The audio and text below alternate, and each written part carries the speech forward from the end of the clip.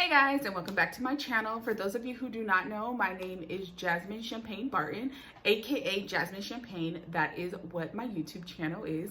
And pretty much what I'm going to be focusing on in this segment is pretty much what I've been doing for cash envelope stuffing, how I'm saving, how I'm paying off debt. But this particular video is titled, as you can read, should I pay off my debt first or should I be saving for my emergency fund? But before we jump right into that, make sure that you like, comment, subscribe, and check out my Instagram because that's where I do the shorter clip videos of reels over there, like the TikTok videos. But let's go ahead and jump right into this video. Okay, so just to give you guys a little background, I went from a 2-person home to a 1-person home, and I had 2 little ones, a 2-year-old and a 5-month-old. So when the pandemic hit, I worked pretty much all through the whole coronavirus pandemic. When I moved back home in 2020, I found another job and I ended up getting coronavirus and I got terminated from my job. Very devastating. So I didn't have anything saved. And then on top of that, I was in the hospital for a whole week. So when I got terminated, of course, the money wasn't coming in. I applied for EDD, which stands for Employment Development Department. And since there was so much fraud going on, they couldn't verify who I was, even though I sent in like passports, driver's license, military ID, birth certificate, social security, rental agreement, lease agreement, SDG&E, which is our electricity company here in California. I sent all of that stuff in and they still could not verify me. So I got terminated in November of 2020. And so I sent off my EDD form. It came back as denied. I appealed it December 8th. I appealed my, letter like, hey, why are you guys not giving me this money? Why are you saying that I'm not who I am? It took them, I didn't get a phone call until May 2021. What? What the? Yes. Terminated November, denied the end of November, right by Thanksgiving, appealed December 2020, didn't get a phone call from EDD until May 2021.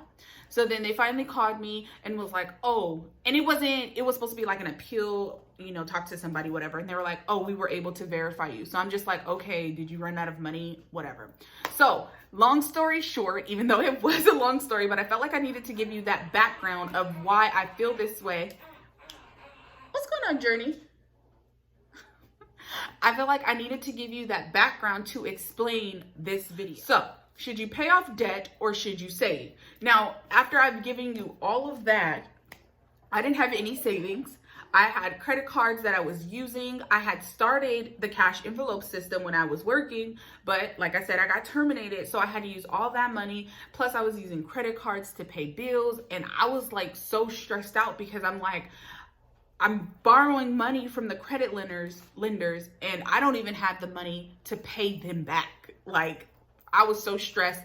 Then I was having a baby in January. I didn't have any job. I didn't know what I was gonna do. Like, it was just legit crazy. So for me, in my situation, I'm not saying your situation may be different. I pretty much will put money towards a savings or an emergency fund and a savings, which I am doing about 3 or 4 challenges right now, which will go towards my emergency fund and my savings, which I will make a separate video on that. So make sure you keep on watching.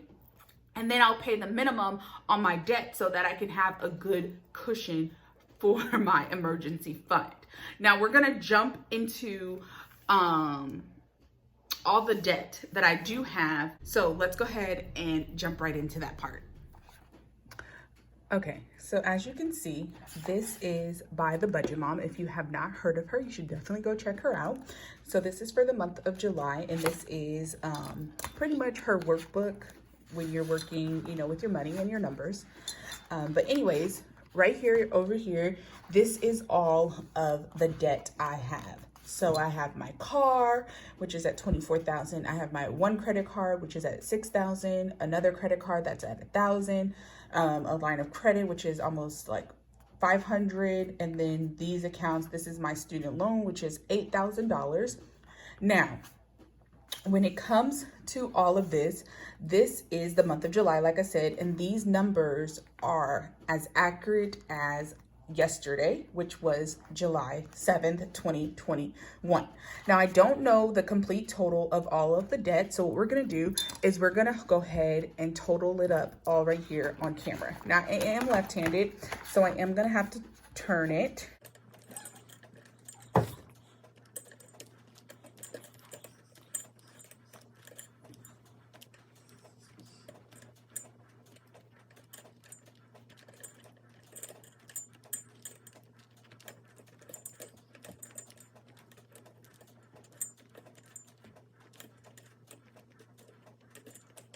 Okay, so my total debt that I have is $41,763.40. That's a lot of debt. So when you're looking at your debt, they do talk about, let me turn that off. They talk about how you should pay starting with the highest interest rate. So if you see my Navy Federal credit cards right here has the highest interest rate of 16.65 and 16.90, which of course is, you know, okay, that's really high, because if you look at my car loan, the interest rate is only 3.90%. But for me, what I like to do is I like to go, so these are the minimum payments, and I have ranked them in order. And so what I like to do is I'm going to pay off the lowest one first. Now, the reason why this one for Affirm and Afterpay are blanked out is because they don't have interest rates. So the first one that I'm going to pay is actually my line of credit, because that's only $500. So as I'm investing in my savings for an emergency fund, I will also be paying more than the minimum payment on this, which is $20. Now, my minimum payment on my car loan is $474.65. On my credit card is $126. On my other credit card of Discover is $106. And my line of credit is $20. So I'm going to try and pay at least $50 on this a month, just to get it where I can cross that off. Now, another thing too, I didn't see on the rest of these right here when it came to how long it would take you to pay it off. I believe there's like an app you can go, or even go on Google, I believe.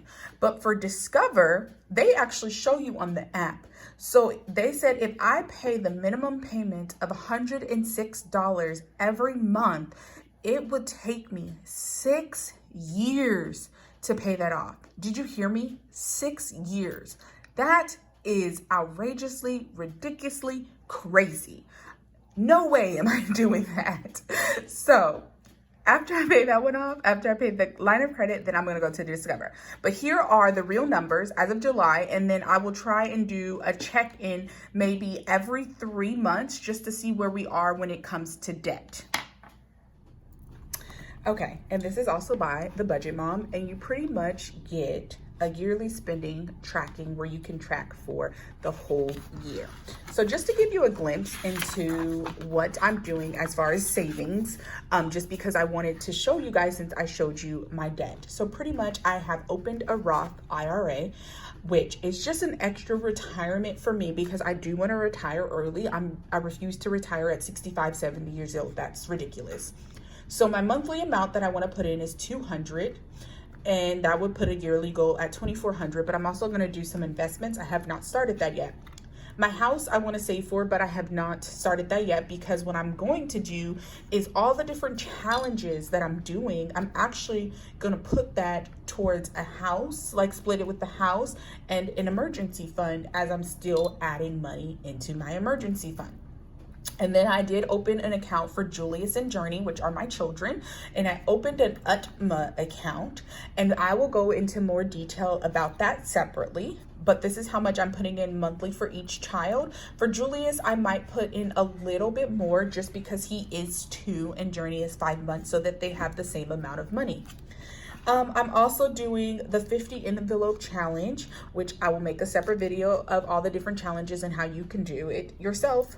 I'm doing the 52-week challenge. I'm doing the coin challenge. And then I'm also doing the $1 challenge.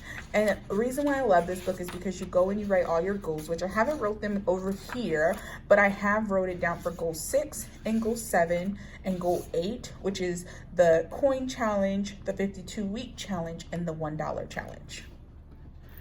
Okay, so I hope this has helped you shed a better light on if you should pay off debt or save for your emergency fund or just have a savings in general. If you have any questions, of course, make sure to leave them down below. Like I said before, don't forget to like, comment, subscribe, follow me on my Instagram. Let me stop rambling. Thank you for watching again. Bye-bye.